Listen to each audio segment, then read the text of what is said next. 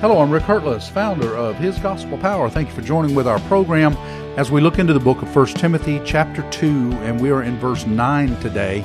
And we got into that just a little bit yesterday, so we're going to continue that discussion today.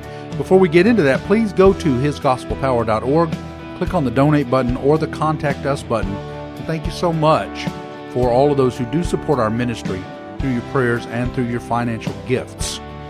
Okay. I want to start this by, at least in this section, it's very, I don't know what you would call it, it's not ironic, but anyway, it's poignant to me that he's talking about men with one verse, but he's really pointing to women within this verse. I mean, the rest of it is about women. This verse 8 talked about men, and we, of course, expounded on that even more in the fact, we expounded on it more than this verse deserves, than this section, deserves, because we expounded on the fact of our culture and how men are not playing the role that they should. But really, what we expounded on is more than what this section deserves, because this section is really talking about women. And Ron pointed out yesterday in verse 9, it says, "In like manner also, that the women adorn themselves in modest apparel with propriety and moderation, not with braided hair or gold or pearls or costly clothing, but which is proper for women professing godliness with good works."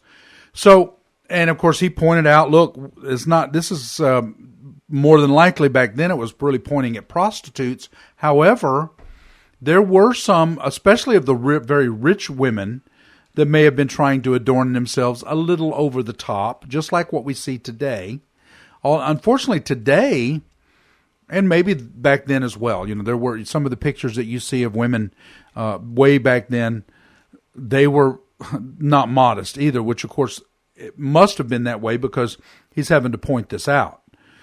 What we see in the church today is a lot of immodest apparel, especially when it comes to that of youth, of the younger women wearing very skimpy dresses and those things, too much flesh showing,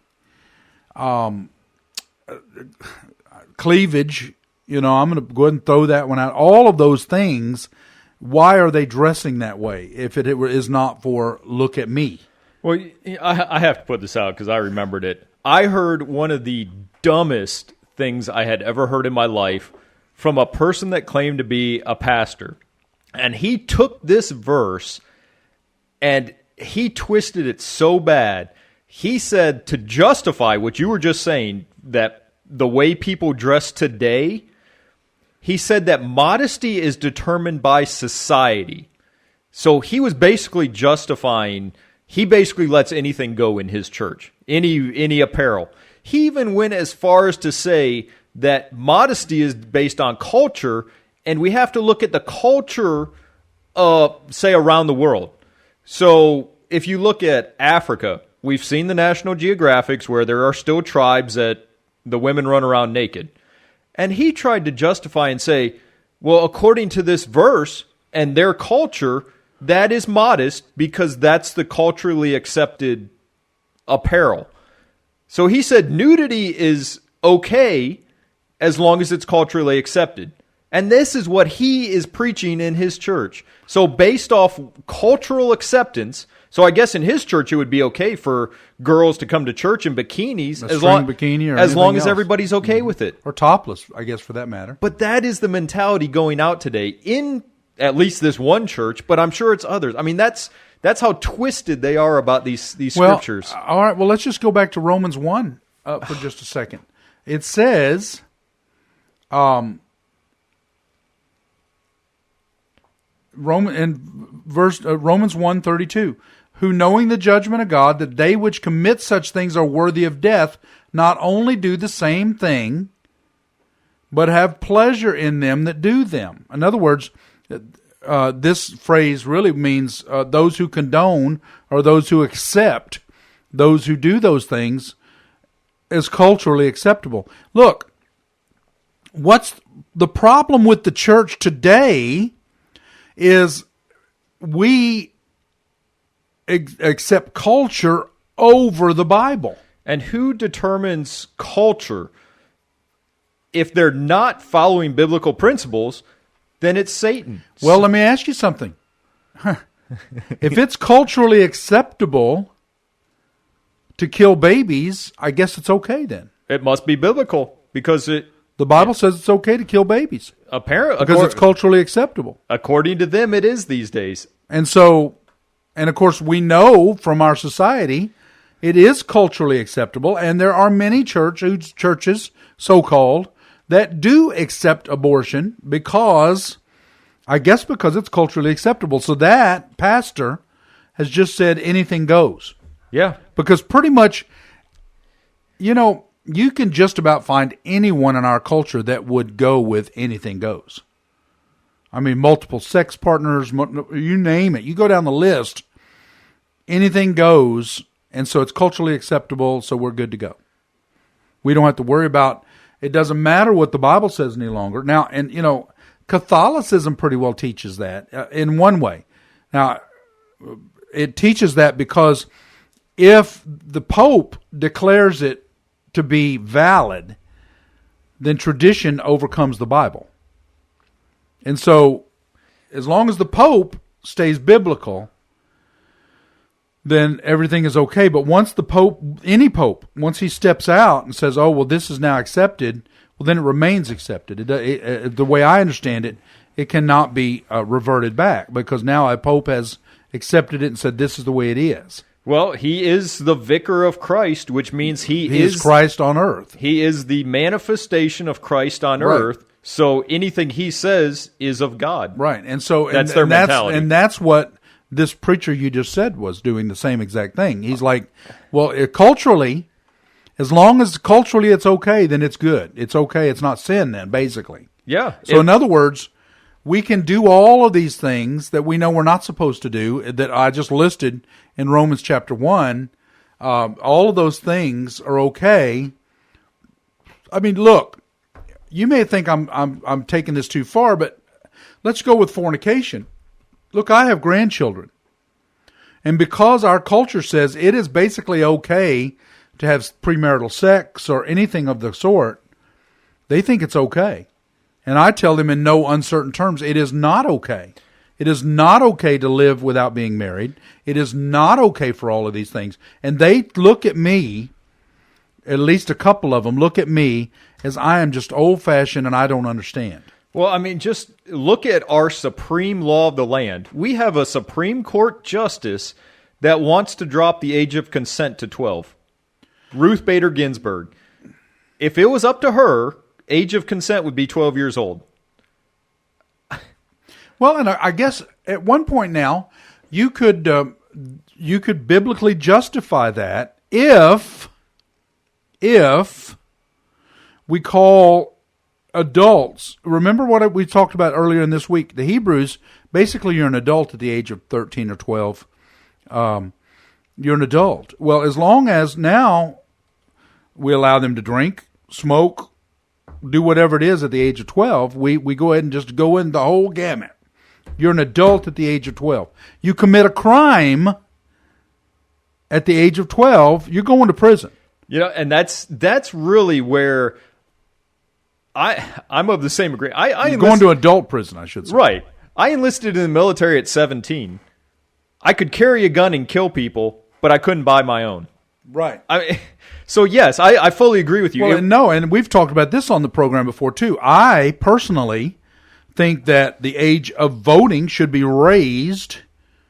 What is the age now you can buy a gun, legally buy a pistol? 21. Is it 21? It used to be 25 at one point, so it's 21. Well, we're in Texas, so right. Well, let's just say it's 21. Yeah. Well, so the legal age of voting should be raised to 21. The legal age of drinking should be raised to 21.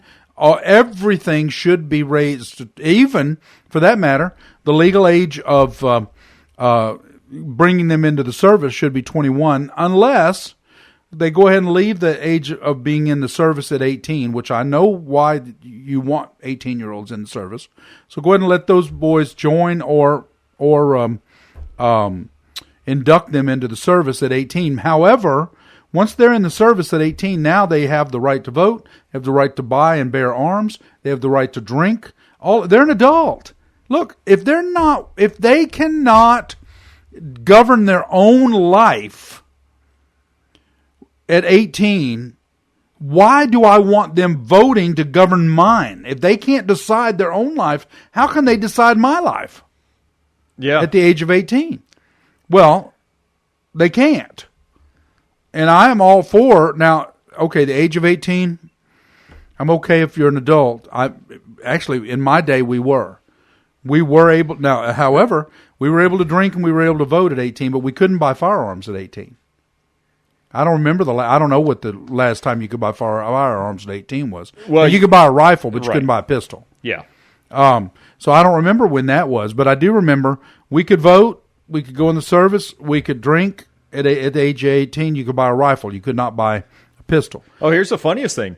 When I went to the police academy when I was 19, I got my first law enforcement job when I was 20 years old. So I was a certified law enforcement officer at 20 years old in the state of Florida. I couldn't go to Walmart to buy ammunition to go do target practice. That's how stupid it was. I was a state certified police officer and couldn't go to the store to buy ammunition to go do target practice to practice for my job to enforce law. Well, I'm not real sure how we got down this trail. It's all important, I think. But let's get back to the issue of women that we're talking about here. I guess the way we got onto this is cultural. What is cultural? What's culturally accepted? Well, no matter what you think is culturally accepted, it still has to pass God's muster.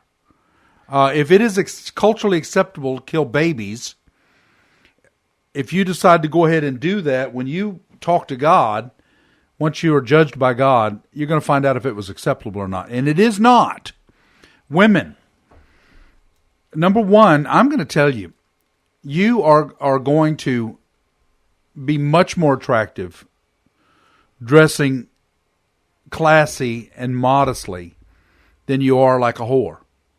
I mean, if you think about some of these entertainers, the way they dress and all of those things, I mean, occasionally I like to watch Britain's Got Talent or America's Got Talent. They have some good singers on there. It's just some of it's just kind of fun. But I watch some of the clothing they come out in. Some of them actually come out in string bikinis. But I watch some of the clothing that some of them come out in, especially the women. And I just have to wonder. And in fact, because of our culture, there was one woman who actually came in a bikini, and because she had a bikini on, she was moved on to the next round. The women actually went along with what the men said, but when after the woman left, they said, "What did you really think?" They said, "We thought she was terrible." But they moved her on to the next round because she's wearing a bikini. Well, let's go to the other side of it, too. Just think about Hollywood and the clothing they wear and the price tags we hear about on those. I mean, just think about it. You go into a mall, you can find a pair of jeans for $100. Why does a person, or a shirt for, $200, why would a person ever buy that product?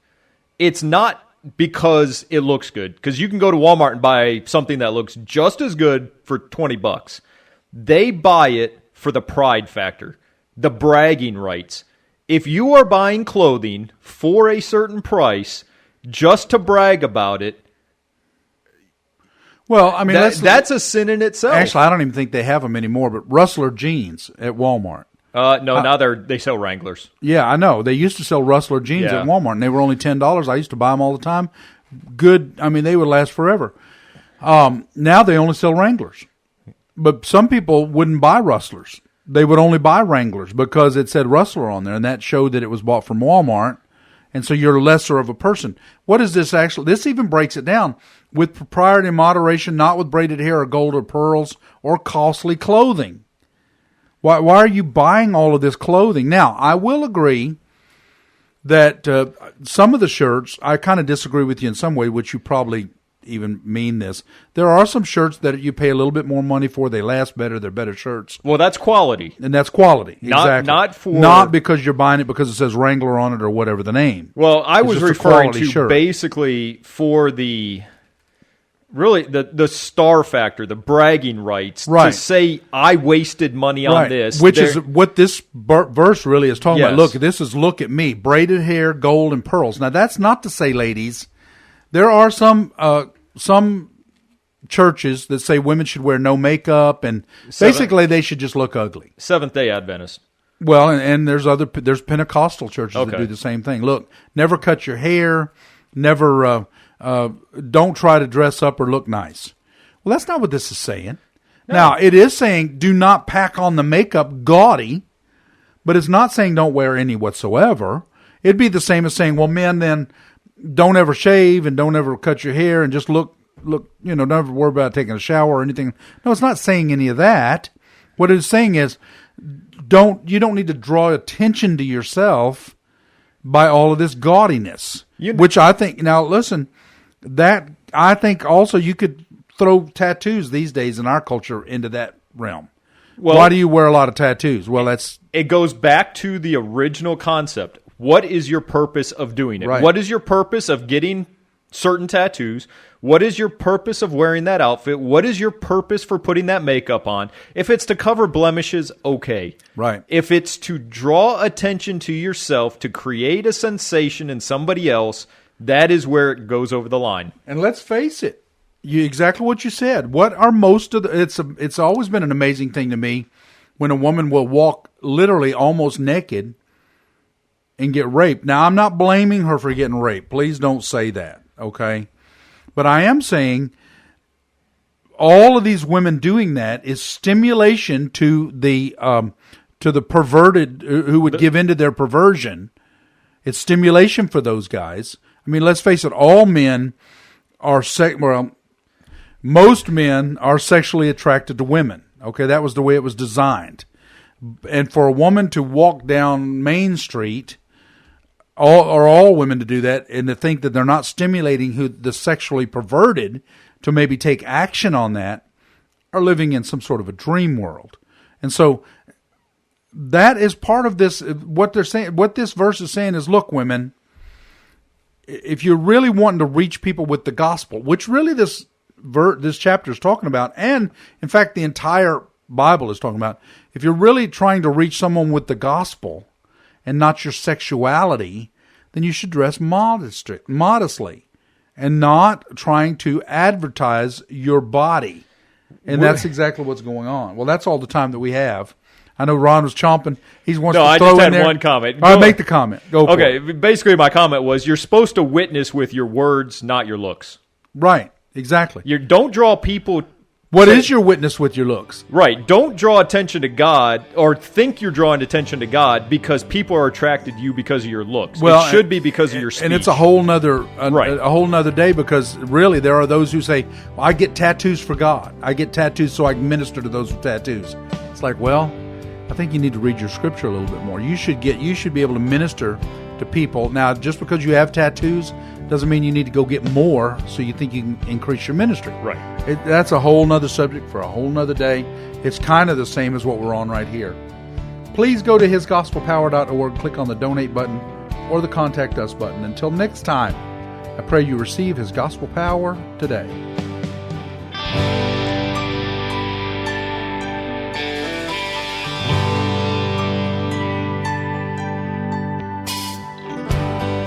He died for you. He died for me.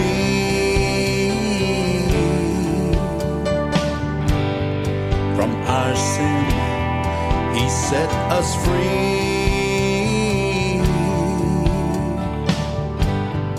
He loved us so, His life He gave. So if we ask, we can be saved. He's calling you, He's calling you.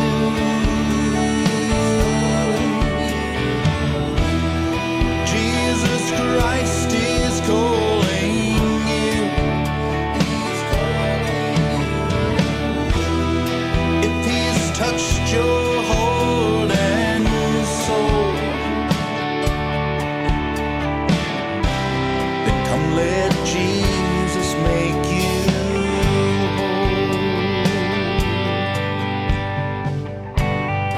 Come kneel with me, and we will pray that all your sin be washed away.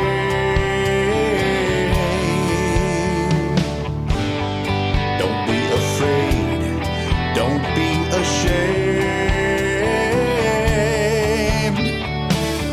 Just come and praise His holy name. He's calling you, He's calling you.